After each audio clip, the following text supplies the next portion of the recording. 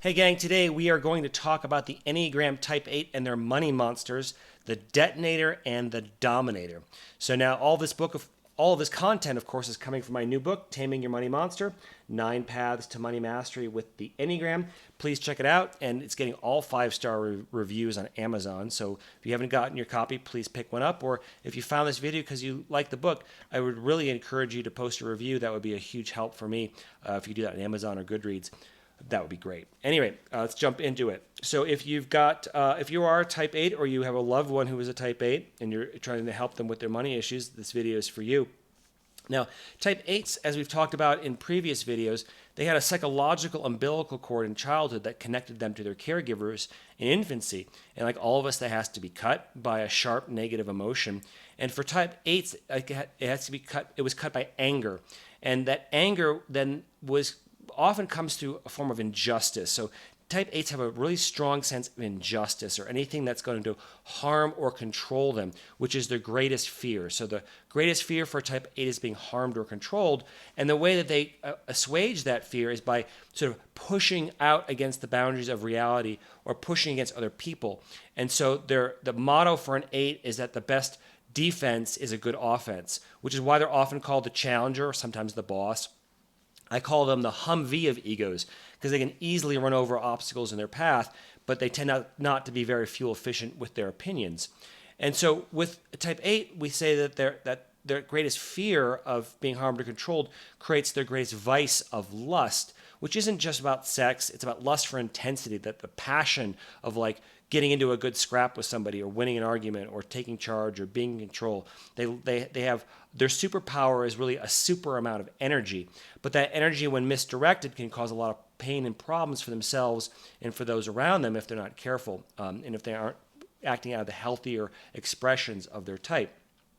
Now, for a Type 8, we have two ways they can be unhealthy in their relationship to money. They can be avoidant, where they're pushing it away. That's the detonator, who wants to sort of blow up prudent financial limitations and boundaries, or the dominator, and that is the person who wants all wealth and the power that comes with it in order to control others or control their environment, so they can overcome that fear of being controlled themselves.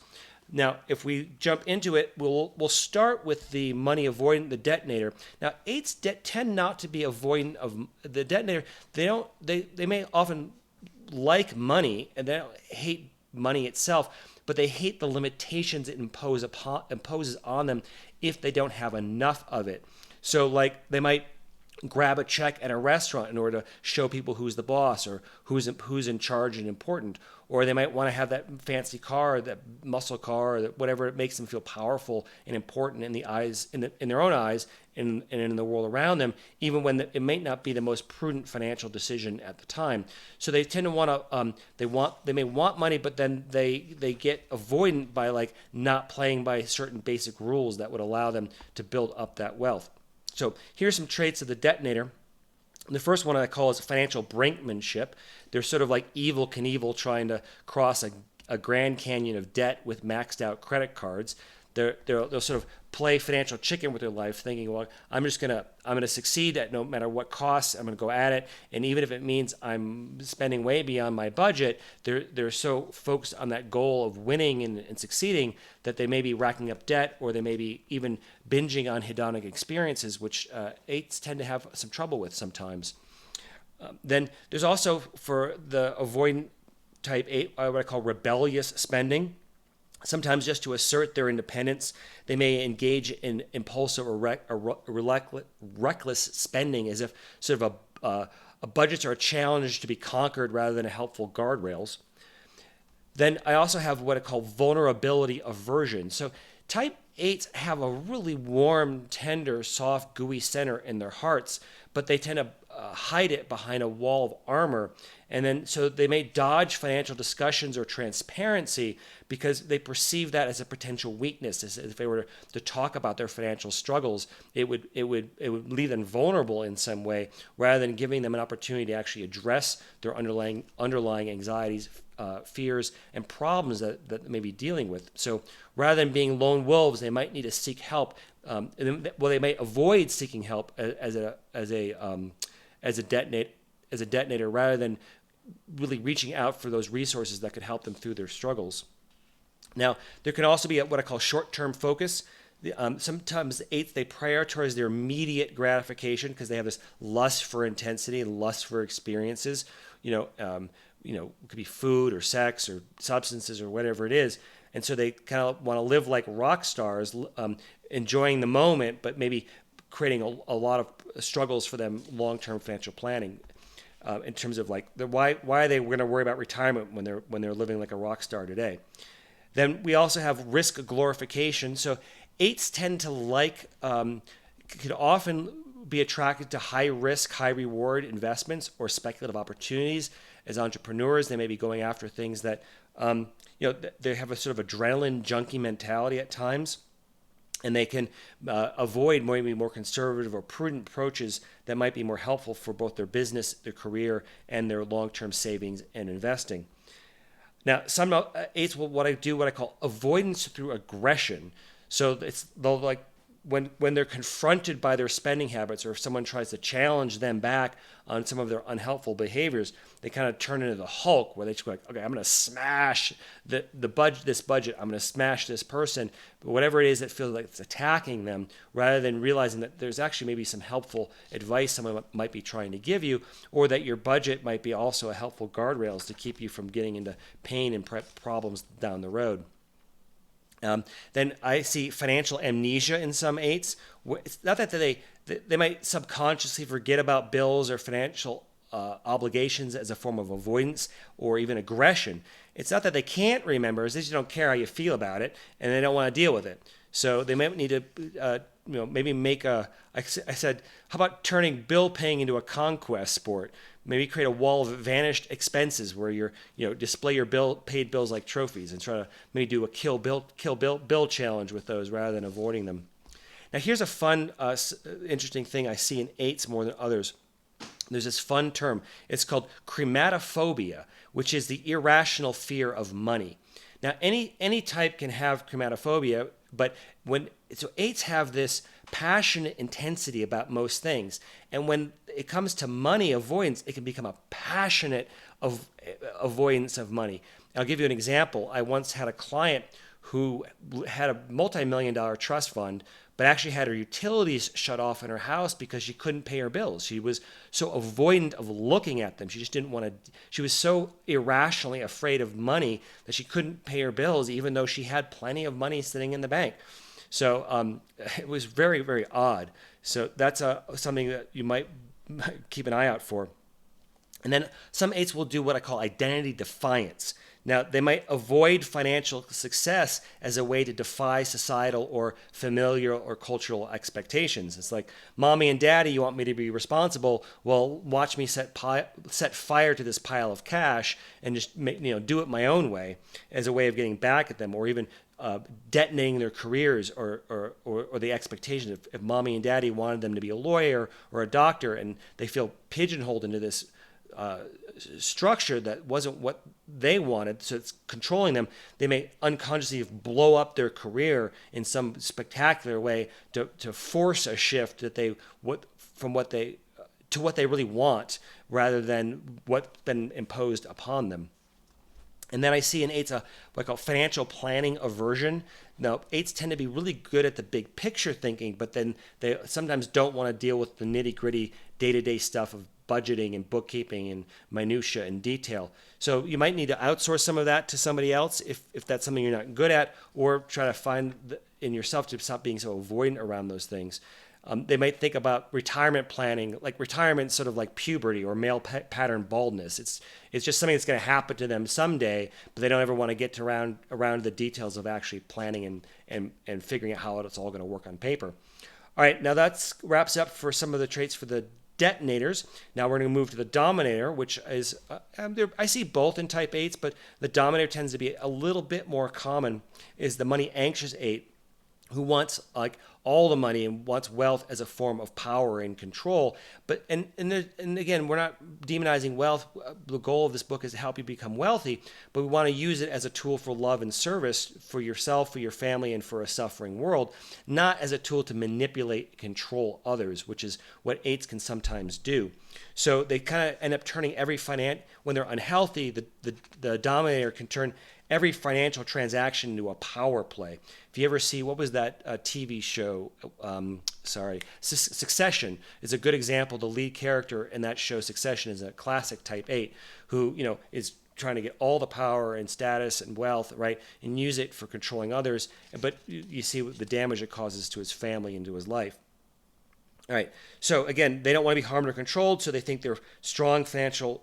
They build this financial fortress around them, but then they're playing this emotional game with people because if you think, as soon as you start trying to control people with your wealth, people immediately see the game you're playing and can manipulate you right back. They may give you surface level compliance by meanwhile harboring deep resentment underneath. So one client I had, he really controlled his daughter's life decisions, made her go to the college he wanted, made her have the major that he wanted, play by his rules. And what that did is it made her resent the heck out of him. And she just ended up, she gave a surface level compliance, but deep down was brimming with resentment and just couldn't wait for him to die so that she could inherit his money and do what she wanted with it.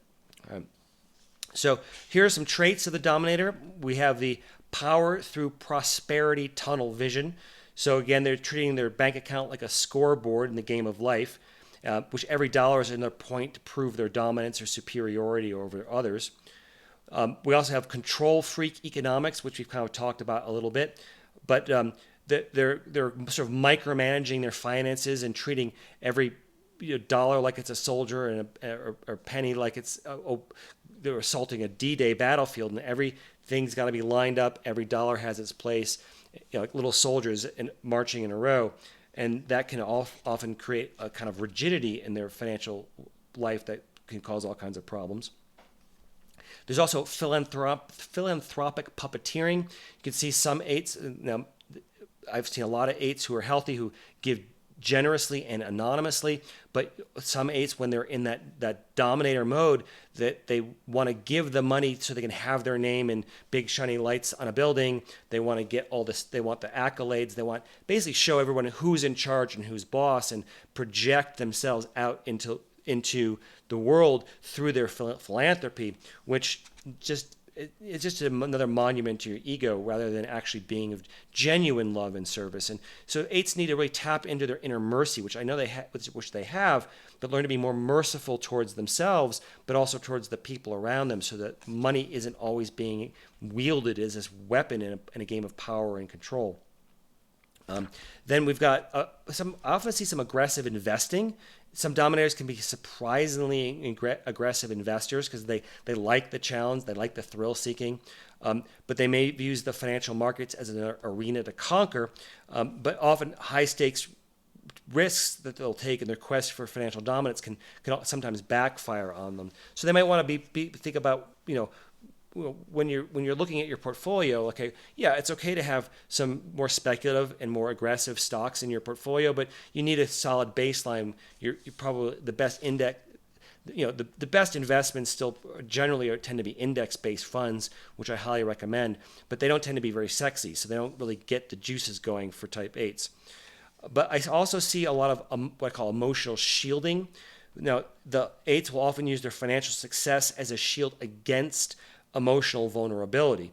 So, why deal with messy things? Why deal with messy things like feelings when you just can throw money at a problem and try to solve it that way? And maybe realize that what people need is your presence, not your presence. Presence, right? Presence, not presence. As in, they need your grounded being presence, not your gifts, not the presents that you're giving. And then sometimes they'll engage in what I call financial ultimatum addiction.